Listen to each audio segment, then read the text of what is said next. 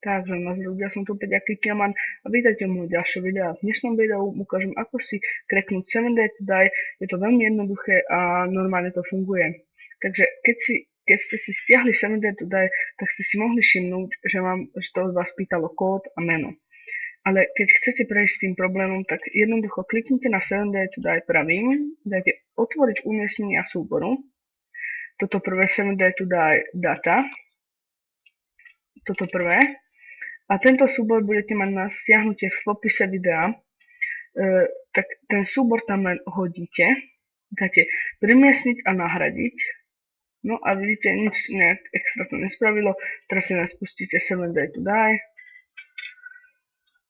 no tak ako je to úplne plne funkčné, vidíte, teraz vám to načíta a nepýta tu do vás žiadny kód, len normálne môžete hrať, vidíte, všetko tu perfektne funguje. Ja to nebudem spúšťať, lebo predpokladám, že by mi to lagovalo, ale no to je jedno. Proste vidíte, že v pohode to funguje, len má to jednu nevýhodu, že nemôžete hrať na žiadnom serveri logicky, lebo ani nie ste prihlásení za žiadne meno, takže no nie je sa čo sťažovať, keď to môžete už len takto hrať. Tak ďakujem, že ste si toto video pozreli. Keď sa vám páčilo, dajte like, v prípade odber. Čau.